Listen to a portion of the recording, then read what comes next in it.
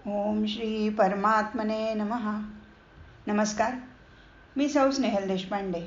समस्त गीताप्रेमींना माझा नमस्कार. आज आपण 4था अध्याय निरूपणाला घेतो आहोत. कर्मयोगाची प्रस्तावना 2ऱ्या आणि 3ऱ्या अध्यायात झाली. आता कर्मयोगाच्या साधनांचा विचार इथून सुरू झाला आहे. पहिल्या 3 श्लोकात कर्मयोगाची परंपरा भगवंतांनी सांगितली आहे. त्यापूर्वी कर्मयोग म्हणजे नक्की काय त्याचा आढावा घेऊया. कर्माचा कर्मयोग कसा होतो? तर एक म्हणजे निष्काम भावाने कर्म करायचं, म्हणजे कर्म करण्यामागे स्वार्थी हेतू असता कामा नये. तर स्वधर्माचं पालन म्हणजे स्वतःचं कर्तव्य कर्म करायचं आणि तेही त्यापासून मिळणाऱ्या फळावर दृष्टी ठेवून नव्हे तर कर्तव्य समजून निष्ठेने ते पार पाडायचं. दुसरं म्हणजे हे कर्म रागद्वेष रहित करायचं. म्हणजे राग म्हणजे अनुराग बरं का. आपल्याला आवडेल तेच करायचं, एखादं कर्तव्य केवळ आवडत नाही म्हणून टाळायला बघायचं असं करायचं नाही, तर आपला स्वधर्म निष्ठेने पार पाडायचा. हे कर्म करताना कर्तृत्वाचा अहंकार बाळगायचा नाही, तर ते कर्म करणं कर्तव्यच असल्यानं आपल्या हातून सहज घडून यावं. आणि 4था नियम म्हणजे त्यातून समष्टीचं कल्याण व्हायला हवं. स्वार्थासाठी कर्म करत असताना पुष्कळदा काय होतं की समष्टीच्या कल्याणाकडे दुर्लक्ष होतं. यासाठी तिरुवल्लवरांची एक छान गोष्ट आहे बरं का. तिरुवल्लुवर नावाचे एक महान संत दक्षिणेकडे होऊन गेले. त्यांचा व्यवसाय कोष्ट्याचा होता. कापड विणायचं आणि बाजारात नेऊन विकायचं. ते विकताना त्याच्यावर फायदा मात्र काही घ्यायचा नाही बरं का. जेवढ्याला घ्यायचं तेवढ्याच किमतीला ते विकायचे. तिरुवल्लाने एकदा काय झालं, ते कापड अतिशय उत्तम दर्जाचं असं भरजरी कापडाचा तागा ते घेऊन बाजारात गेले. तर ते जे वस्त्र आहे, ते जे कापड आहे ते बघायला एक गुंड आला. उन्मत्त होता, आक्रमक होता, सावकार पुत्र होता.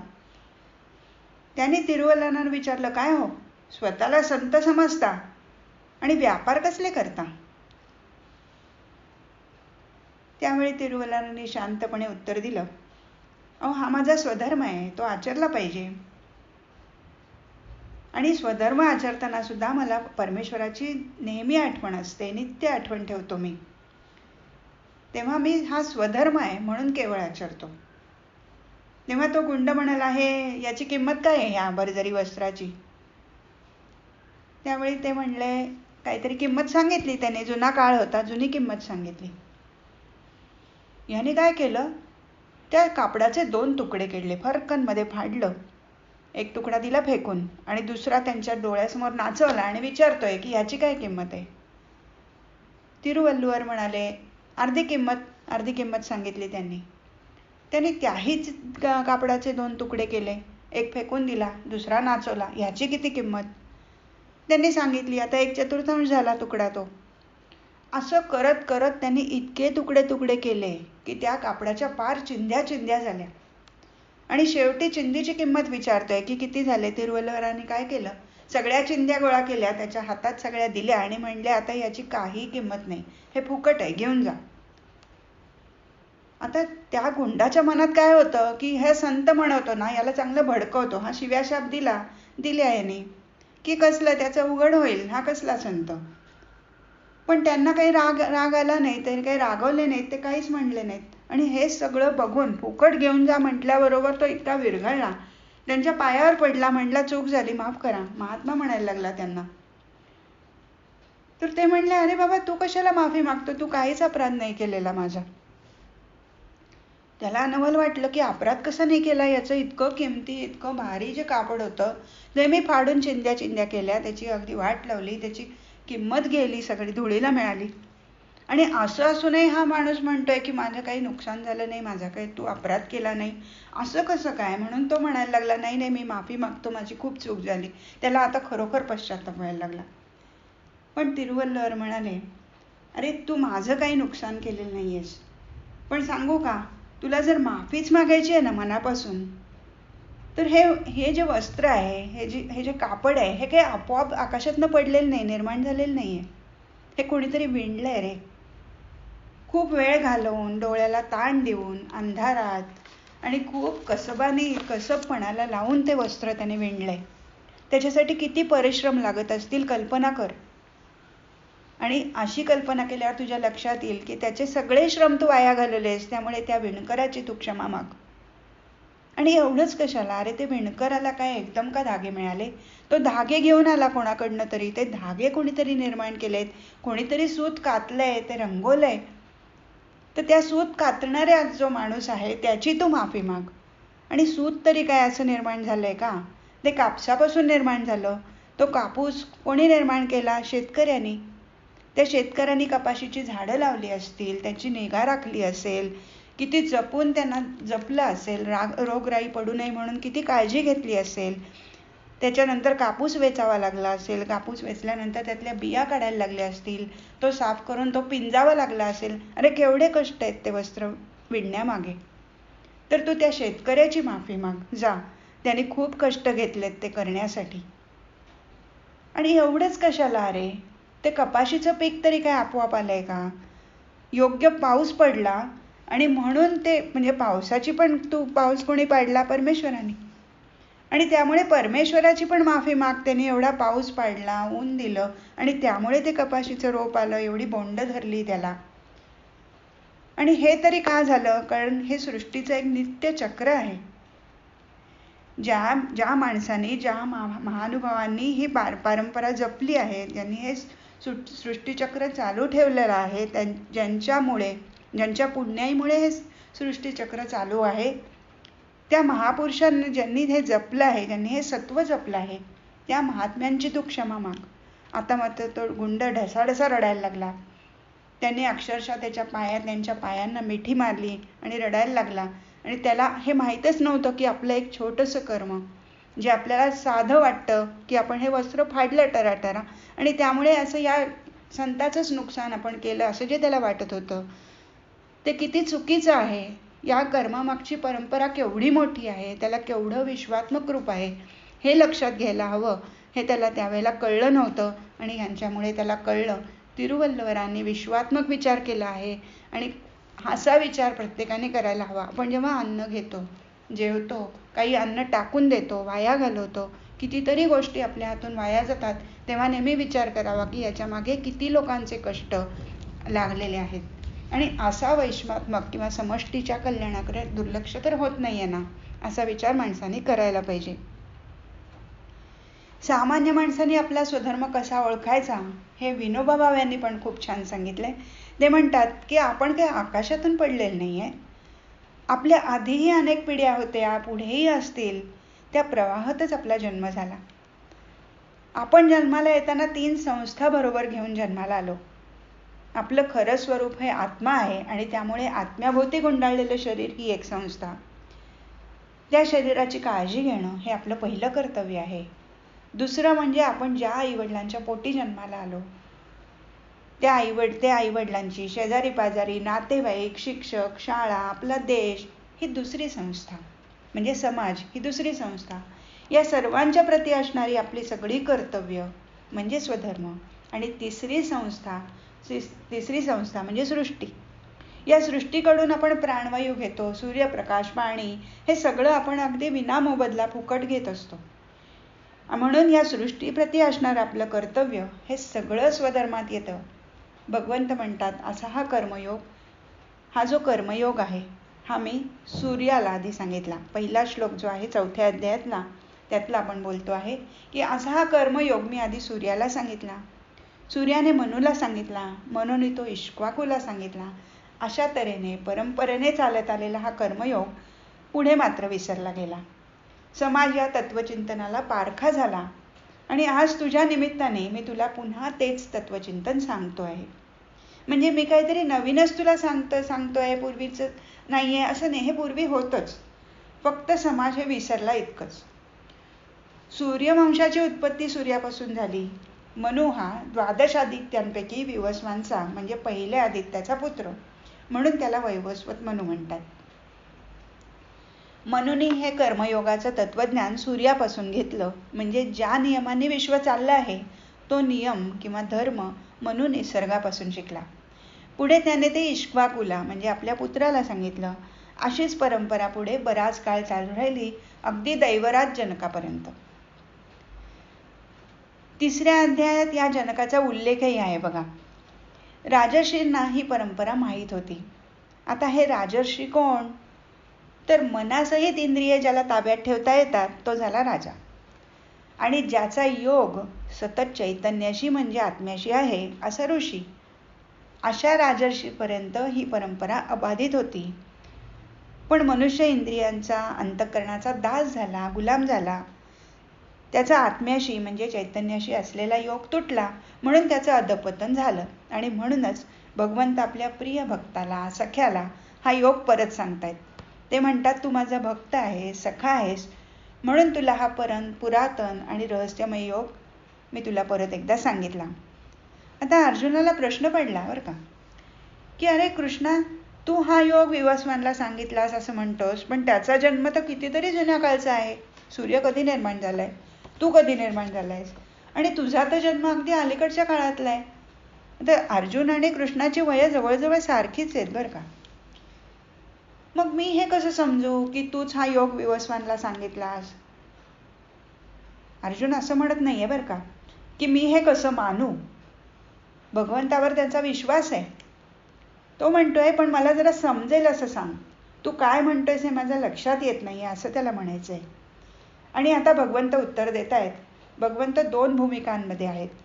एक म्हणजे वसुदेव देवकीचा पुत्र कृष्ण, अर्जुनाचा मामे भाऊ, सखा. आणि दुसरी भूमिका म्हणजे परमात्मा, चैतन्याचा महासागर. या सागराच्या एका बिंदूपासून सूर्य उत्पन्न झाला, त्याच्यापासून सृष्टी उत्पन्न झाली. त्रिगुणांच्या पलीकडे असलेलं चैतन्याचं अथांग पसरलेलं स्वरूप म्हणजे परमात्मा. महाभारतात कृष्णाच्या तोंडी जेव्हा जेव्हा संवाद आले आहेत तेव्हा श्रीकृष्ण उवाच असं व्यासांनी म्हटलंय बरं का महाभारतात.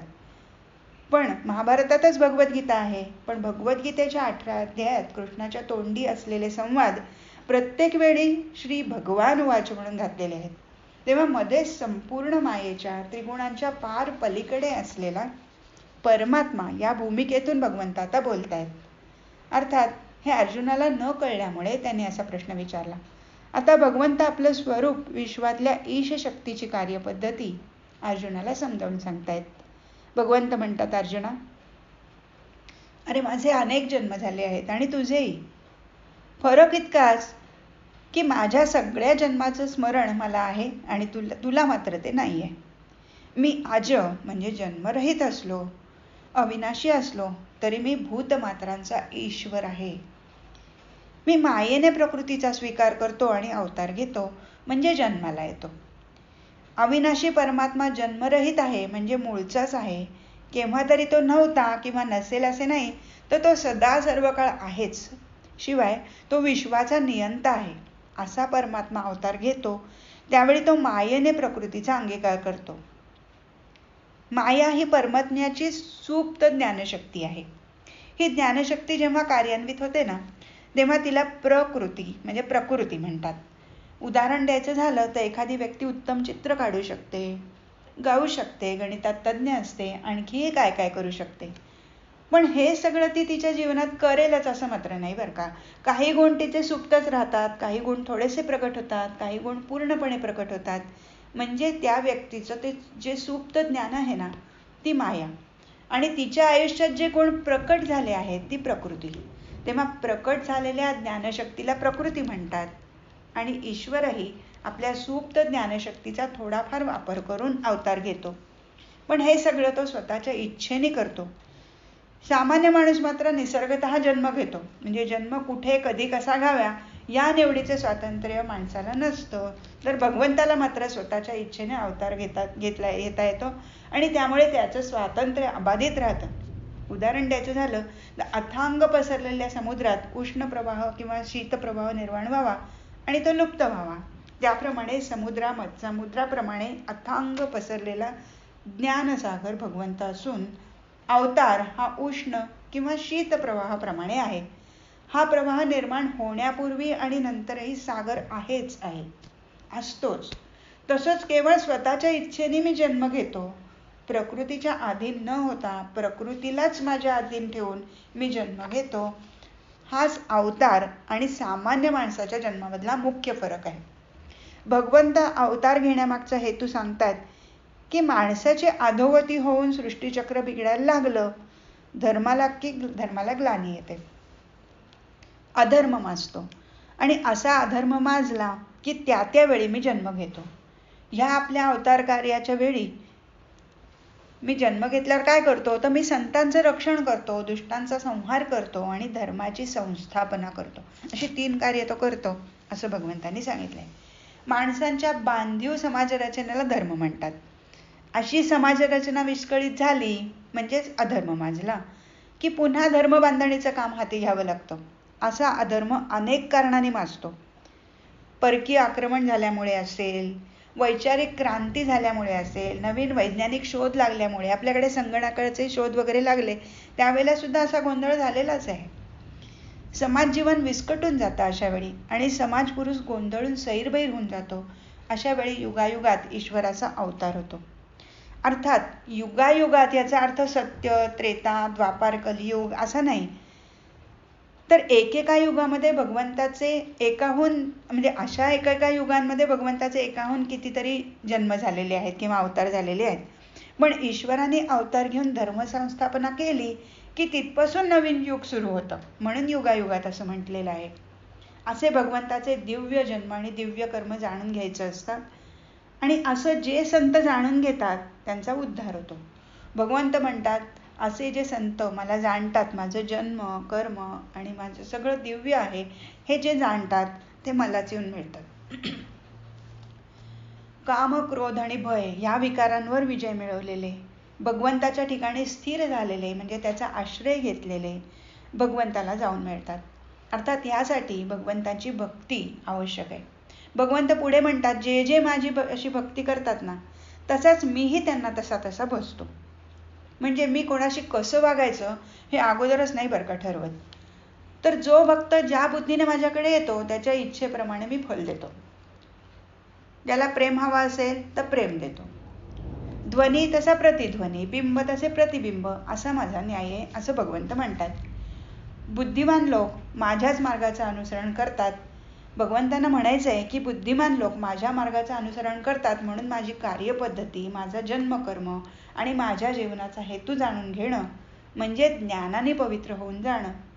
म्हणजे भगवंताची कार्यपद्धती जाणून विचारपूर्वक त्याचं अनुसरण करणं हीच भक्ती. प्रत्येक माणूस जेवढ्या प्रमाणात अनुसरण करेल, अनन्य होईल, तेवढ्या प्रमाणात तो भक्त होईल. परमात्मा ही समुद्रासारखी विशाल एकता आहे. त्यात उष्ण शीत प्रवाहांचा जन्म आणि विलय दिसत असला तरी प्रवाहाच्या आधी आणि प्रवाहात वाहत असताना आणि विलीन झाल्यावरही समुद्र तसाच असतो. हेच परमेश्वराचं स्वरूप आहे. म्हणूनच त्याचे जन्म कर्म दिव्य असतात. परमात्म्याला काही मिळवायचं नसतं, काही मिळणार नाही असंही नसतं. तो कर्म पण तरी तो कर्म करतच असतो. त्याला कर्मातच आनंद वाटत असतो. भक्त त्याला लीला म्हणतात. लीला म्हणजे उच्चमळणारा आनंद. हाच निष्काम कर्मयोग आहे. म्हणजे निष्काम कर्मयोग करत असताना आपोआपच आनंद निर्माण होतो, आनंदाच्या लाटा निर्माण होतात. पण काही लोकांना कर्माच्या फळाची खूप आसक्ती असते. त्या इच्छा मनात धरून ते देवतांची पूजा करतात आणि त्यांना त्यामुळे त्याची फळंही मिळतात. पण माझी प्राप्ती मात्र होत नाही असं भगवंत म्हणतात. उदाहरण द्यायचं झालं तर देवाची आरती करताना मनापासून आरती करणाऱ्याला मनाचं समाधान, शांती, देवाचा आशीर्वाद मिळेलच आणि आरतीनंतरचा प्रसादही मिळेल. पण केवळ प्रसादावर दृष्टी ठेवून आरतीला हजर असणाऱ्याला फक्त प्रसाद मिळेल, देवाचा आशीर्वाद, मनाची शांती नाही मिळणार.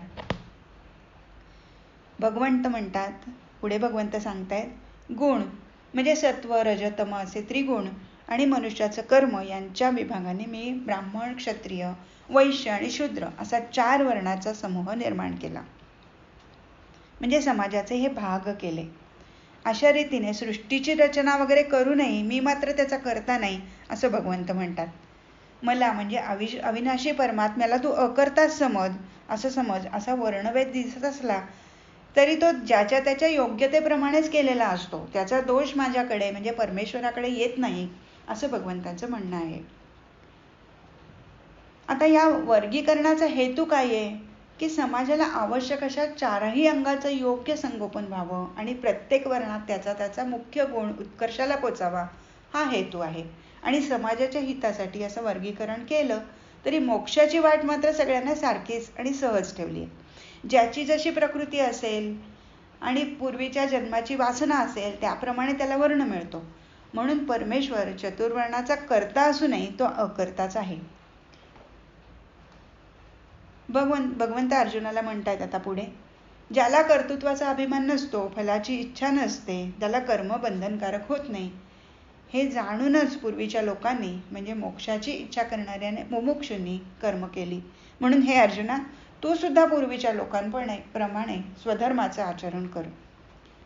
आता जे कर्म करायचे ते अशा क्लुप्तीनं करायचं की कर्म करून सुद्धा ते अकर्म झालं पाहिजे. भगवंत म्हणतात कर्माची गती गहन आहे. म्हणून कर्म म्हणजे काय, अकर्म म्हणजे काय आणि विकर्म म्हणजे काय हे सगळं नीट समजून घेतलं पाहिजे असं भगवंत सांगतात. कारण कर्माची गती खरोखर गहन आहे. म्हणजे एखाद्या व्यक्तीच्या हातून घडलेलं कर्म हे बंधनकारक आहे का बंधनकारक नाही हे ओळखताना मोठे मोठे विद्वान सुद्धा गोंधळून जातात. कर्म म्हणजे काहीतरी क्रिया करणं बरं का. कर्म म्हणजे कर्माची व्याख्या काय तर काहीतरी क्रिया करणं. आणि अकर्म म्हणजे काय, काहीच न करता बसून राहणं. अर्थात हा झाला साधा सरळ किंवा कर्माचं बाह्य रूप. पण कर्म केलेलं दिसतंय तरी ते बंधनकारक न होणं आणि काहीच केलेलं नसताना ते अकर्मच बंधनकारक कर्म होणं हे समजून घेणं भगवंत म्हणतात अतिशय गहन आहे. तेच आता समजून घेऊ. ज्ञानेश्वर महाराज फार छान दृष्टांत देतात. ते म्हणतात अगदी खऱ्यासारखं दिसणारं खोटं नाणं जसं संशयाला कारण होतं ना, तसं कर्म किंवा अकर्म बंधनकारक आहे की नाही ठरवणं मोठं अवघड आहे. 17व्या श्लोकात भगवंतांनी कर्म अकर्माबरोबर विकर्म सुद्धा जाणून घ्यावं असं म्हटलंय. विकर्माविषयी विद्वानांची वेगवेगळी मतं आहेत. मात्र कोणी विकर्माला विपरीत कर्म म्हटले आहे. तर विनोबा भावे काय म्हणतात तर कर्मात विकर्म ओतलं की कर्म दिव्य दिसू लागतं. कर्मात विकर्म मिळवलं की शक्तिस्फोट होतो आणि त्यातून अकर्म निर्माण होतं. म्हणजे कर्मात विकर्म ओतलं की कर्म केल्यासारखं वाटतच नाही, त्या कर्माचा बोजा वाटत नाही. म्हणजे समजा आईने मुलाला मारलं तरी काय होतं, ते मूल आईलाच जाऊन चिकटतं, तिच्याच कुशीत शिरतं. असं काय होतं तर आईच्या कर्मात चित्तशुद्धी आहे, तिचं मारणं निष्काम आहे. मुलाला लागावं म्हणून ती मारत नाही, तिचा स्वार्थ त्या कर्मात नाही आहे. मनाच्या शुद्धीमुळे कर्माचा कर्मपणा उडून जातो. आपण कर्माच्या बरे वाईटपणामुळे व्यग्र असतो. कर्म आपल्याला सगळ्या बाजूने घेरून जातं, जणू काही मानगुटीवर येऊन बसलंय. मग त्या कर्माचं प्रचंड ओझं आपल्या मनावर पडतं. कोणाला मदत केली ना तर आपली वर्षानुवर्ष आपण लक्षात ठेवतो की मी याला अमुक अमुक वेळी मदत केली. काय आहे हे सगळं कर्माचं ओझच आहे. आपण कर्म करून मोकळं होऊन जात नाही. याचं कारण सुख दुःख अशी द्वंद्व निर्माण करतं. हे असं ओझं पडलं डोक्यावर की सुख दुःख अशी द्वंद्व निर्माण होतात, सगळी शांती नष्ट होते. कर्म होऊन गेलं तरी त्याचा वेग मनात शिल्लक राहतो. पण त्या कर्मात विकर्म म्हणजे हृदयातला ओलावा, आस्था, प्रेम मिसळलं की कितीही श्रम केले तरी श्रम वाटत नाहीत. मन ध्रुवासारखं शांत स्थिर होतं. असं विकर्म कर्मात ओतलं तर कर्माचं अकर्म होतं. म्हणजे कर्म करून पुसून टाकल्यासारखं होतं. कर्माचं अकर्म कसं होतं हे समजून घेऊया. शुद्ध बुद्धीने निष्काम आणि अहंकार न बाळगता केलेलं कर्म करून न केल्यासारखं होतं, ते बंधनकारक होत नाही. एखाद्या न्यायाधीशाने खुनी माणसाला फाशीची शिक्षा दिली तरी त्याने मनुष्यवध केला असं होत नाही. म्हणजे ते त्याने फक्त कर्तव्य बजावलेलं आहे, स्वार्थासाठी ते केलेलं नाहीये. पाण्यात पडून वाहून जाणाऱ्या एखाद्या परस्त्रीला वाचवून काठावर आणलं तर त्या पुरुषाला परस्त्रीचा स्पर्श केल्याचं पाप काही लागत नाहीये. अशी कर्म हातून घडली तर त्या कर्माचंही अकर्म होतं. या उलट एखाद्या लहान मुलाला कोणी ठार मारतो आहे हे पाहून सुद्धा, स्वतःच्या अंगी बळ असून सुद्धा त्या मुलाला वाचवायला जर तो मनुष्य धावला नाही म्हणजे त्याने कर्म केलं नाही, अकर्म केलं. तर हे कर्म न करून अकर्म केलं खरं, पण ते दोषरूप कर्म झालं. म्हणजे त्याचं अकर्मही बंधनकारक कर्म झालं. शेजारी आग लागली तर ती विझवायला मदत न करणं, डोळ्यादेखत बुडणाऱ्या माणसाला अगदी आपल्याला पोहायला येत असूनही त्याला वर काढायचा प्रयत्न न करणं, स्वतःकडे औषध असूनही, म्हणजे समजा साप चावलाय, त्याचं औषध आपल्याकडे आहे, तरी ते शेजाऱ्याला किंवा समोरच्या व्यक्तीला न देणं, या सगळ्या क्रिया प्रत्यक्ष हातातनं कर्म घडूनही ही कृती मात्र दोषावह कर्म होऊन जाते. एवढंच नाही तर कर्मामध्ये दोष दिसला म्हणून कर्माचा त्यागच केला की आपण सुटू, ही जी अर्जुनाची कल्पना होती ती कशी फोल आहे. आणि म्हणूनच आपलं कर्तव्य कर्म करायचं आणि तेही निरहंकार आणि ईश्वरार्पण बुद्धीने केलं की ते बंधनकारक होणार नाही. म्हणून कर्म करण्याची गरज निर्माण झाली की ते अकर्म कसं होईल याविषयी बुद्धियोगाचा अवलंब करावा. तात्पर्य, कर्म करून ते अकर्म करायचं आणि कर्माचा त्याग केल्यामुळे दोष लागेल हे जाणून कर्म करायचं. हे कर्मातलं अकर्म आणि अकर्मातलं कर्म जो जाणतो तोच बुद्धिवान माणूस आहे असं भगवंत म्हणतात. भगवंत म्हणतात, ज्या कर्मांनी तुझी शुभाशुभातून, शुभ आणि अशुभ कर्मातून मुक्तता होईल असं कर्म मी तुला सांगतो. शरीराच्या दृष्टीने आवश्यक असणारी सर्व कर्म करायला काही हरकत नाही, पण ती सुद्धा आशारहित होऊन मन ताब्यात ठेवून करावीत. आपोआप जे मिळेल त्यात समाधान मानणारी, हर्ष, शोक वगैरे द्वंद्वांच्या पलीकडे गेलेली, कोणाचाही मत्सर न करणारी, यश किंवा अपयश याकडे समदृष्टीने पाहणारी व्यक्ती कर्म करूनही बंधनात पडत नाही. 23व्या श्लोकात भगवंत म्हणतात, निरहंकारतेने आणि स्थितप्रज्ञ वृत्तीने कर्म करायचीच आहेत, पण यज्ञासाठी कर्म करून न केल्यासारखी होतात. याचा अर्थ काय? ज्ञानदेवाने विहित कर्म म्हणजे विकर्म अशी व्याख्या केली आहे. विश्वाची गती आणि व्यक्तिगत आचरलेली कर्म ही जर यज्ञ संकल्पनेतून केली तर ती सगळी परमात्म्यात विलीन होतात. आता व्यक्तिगत कर्म परमात्म्यात विलीन कशी करायची, हा यज्ञ कसा करायचा? तर भगवंत म्हणतात की आपल्या सकट सगळं विश्व परब्रह्म आहे या ज्ञानावर, या विचारावर स्थिर राहून केलेली कर्म न केल्याप्रमाणे होतात.